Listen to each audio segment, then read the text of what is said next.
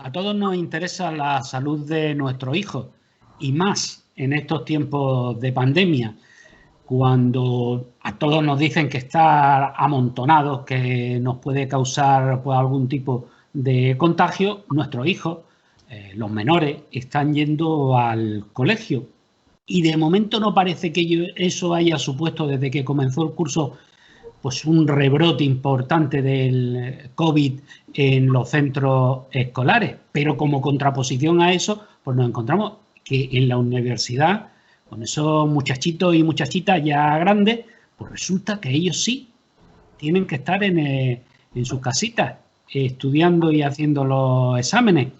Quizás sea una manera de reconocer que cuantos mayores nos hacemos, más irresponsables somos. De este tema vamos a hablar con Antonio Jiménez, que es el delegado de Educación de la Junta de Andalucía en Almería. ¿Qué tal? ¿Cómo estamos?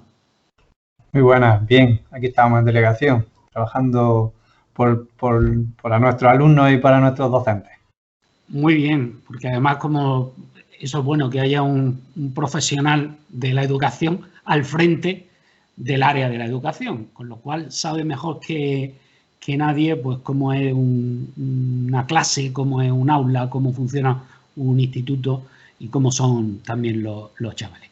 Lo primero que quería comenzar era diciéndole la preocupación generalizada que cualquier padre tiene. ¿Son seguras las aulas de los colegios en relación al COVID?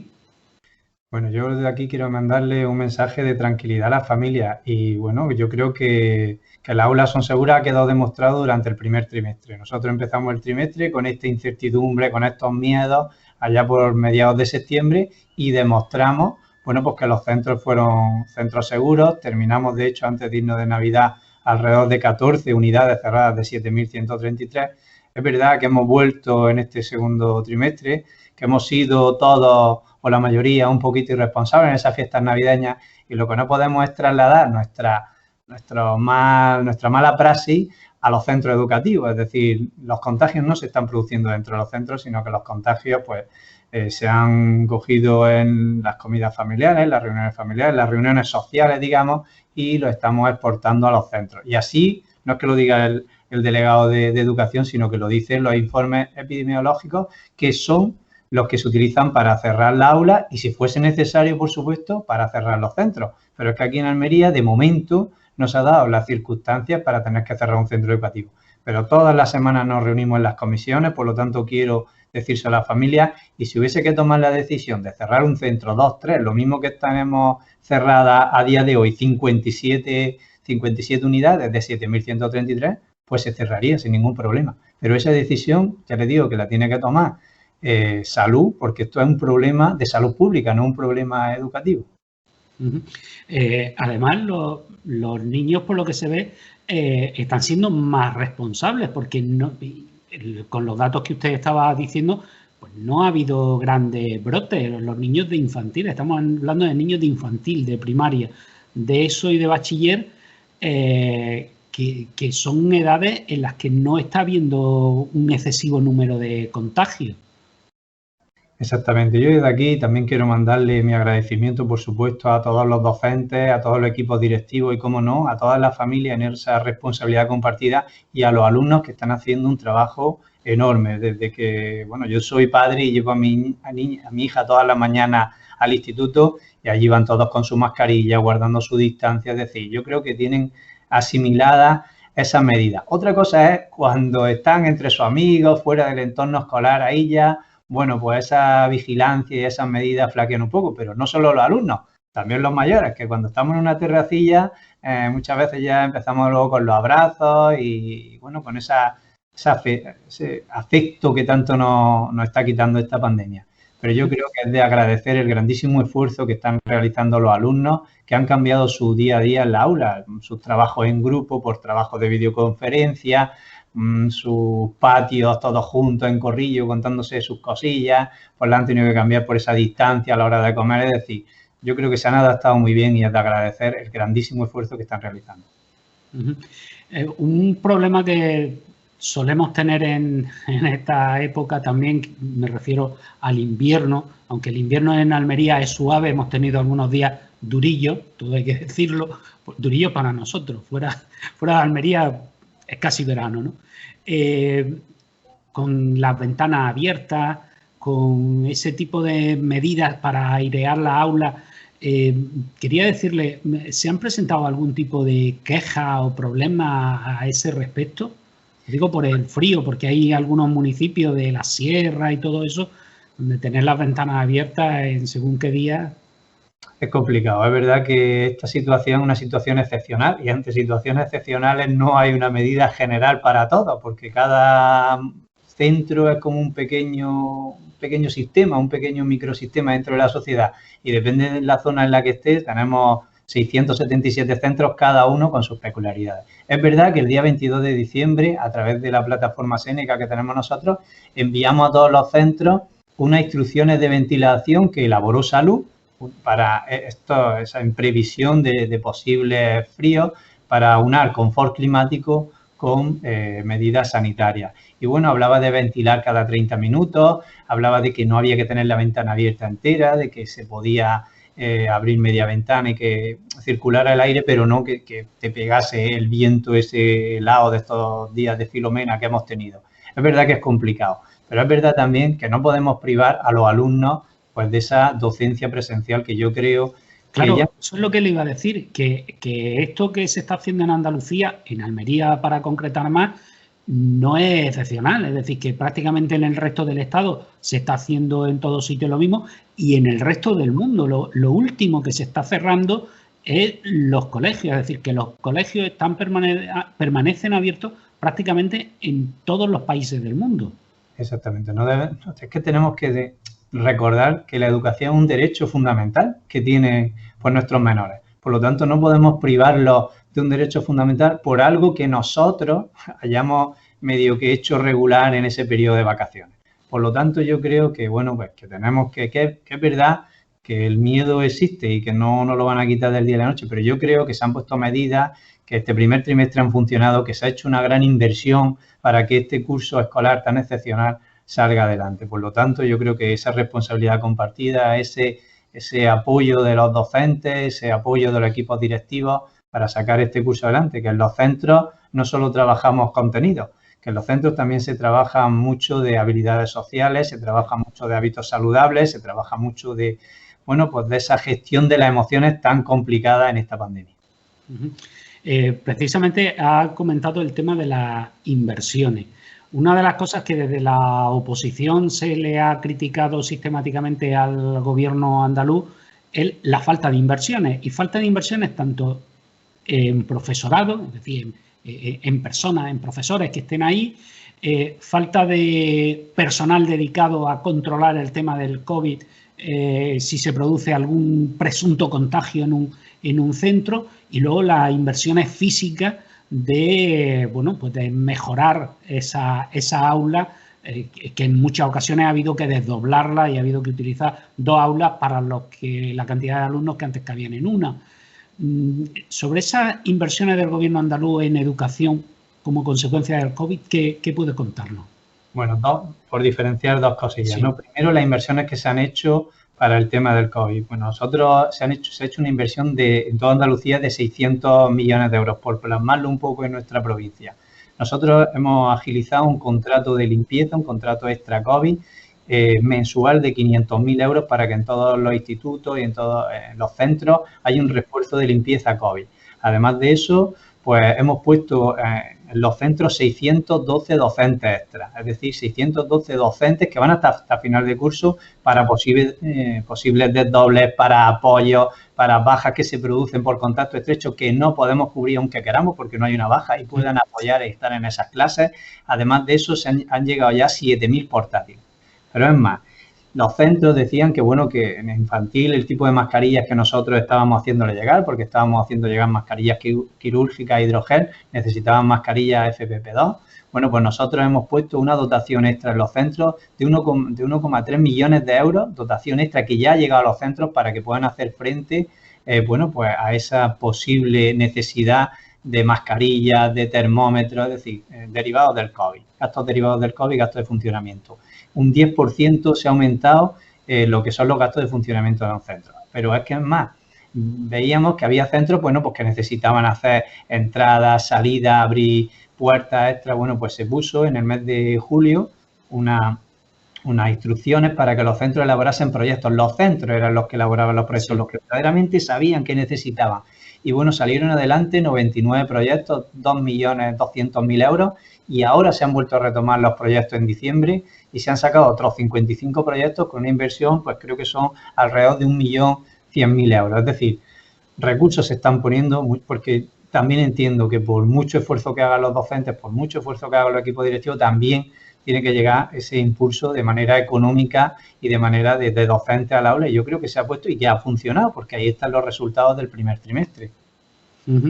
Quería preguntarle también por ese contacto entre los docentes, entre los colegios y el sistema sanitario para detectar esos casos de COVID, los que se han llamado las enfermeras o enfermeros para el COVID, los enfermeras y enfermeros escolares. ¿Cómo está ese asunto? Sí, bueno, eso también yo quiero de aquí hacer, bueno, mi agradecimiento también a todas las enfermeras de referencia COVID que están haciendo un grandísimo trabajo. Es verdad que esta situación, pues, nos pilló por el mes de marzo a todos con pie cambiado, pero se ha trabajado, yo creo que se trabajó muchísimo para llegar a este momento y que los centros estuviesen abiertos. Se creó un coordinador COVID en los centros que tiene sus horas de reducción para que pueda, pues, encargarse de todos estos temas de introducir las faltas cuando un niño no viene, llamar a la familia por qué motivo es, para estar en coordinación con salud, que yo creo que ha dado buenísimos resultados durante el primer trimestre esa coordinación. Y luego, pues, las enfermeras de referencia, una vez que reciben los datos de los centros, pues son las encargadas de llamar a esos niños que pueden ser posibles COVID, para pasarle un check-in. Con ese check-in ya, pues, derivarlo al pediatra, hacer las pruebas COVID. Ahí entra también epidemiología, a ver cuántos son posibles contactos estrechos, si se cierra el aula, si no.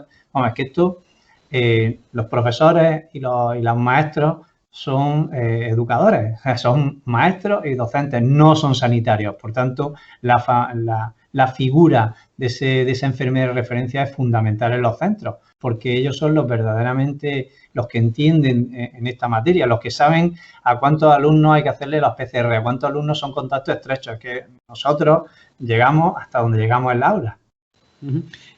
Quería preguntarle por otra inversión que están pidiendo habitualmente desde los sindicatos, pero que son los detectores de CO2.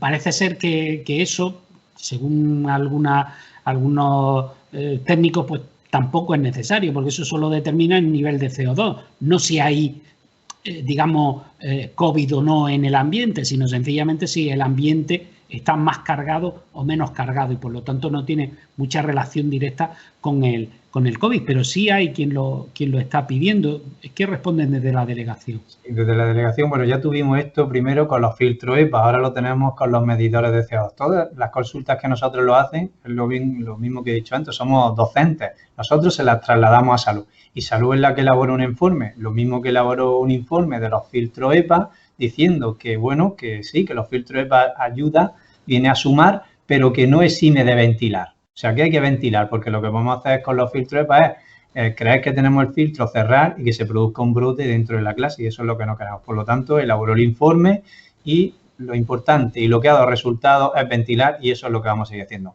Que ahora nos piden que si son necesarios, que si son útiles los filtros, los medidores de CO2, pues nosotros hacemos la consulta a los que entienden de esto, que es a salud, y según nos diga salud, pues así respondemos o así nosotros actuamos en consecuencia. ¿Qué vimos nosotros?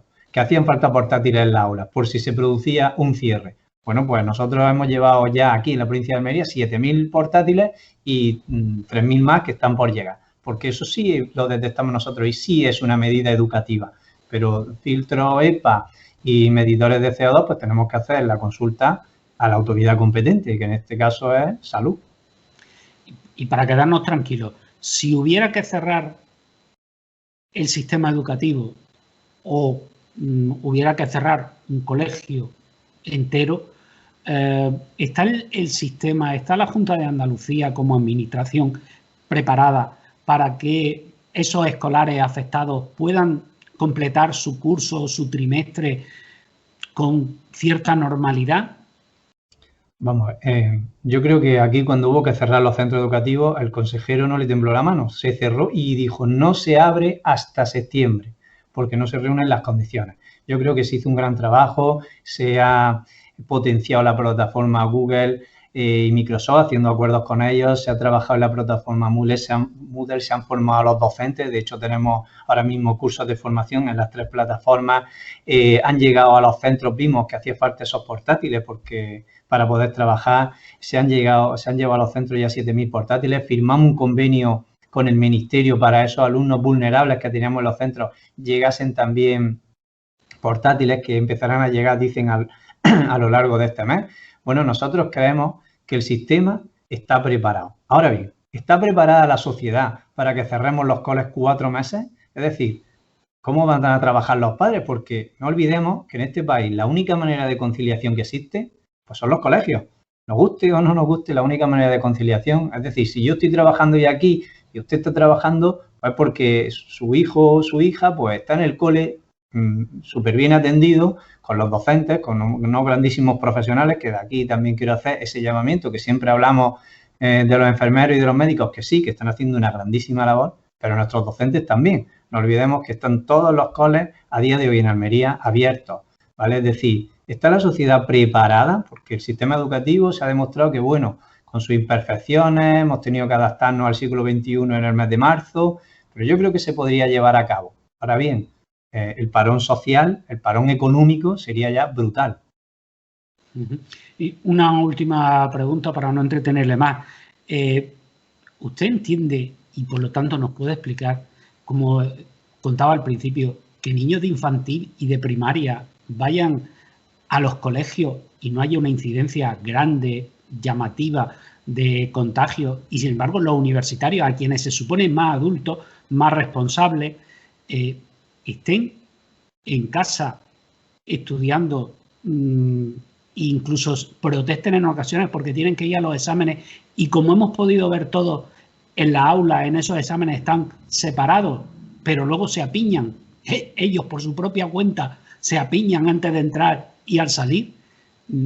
Realmente es un poco incomprensible que bueno, ese doble trato, ¿no? Se supone que de mayores pues, deberían ser responsables.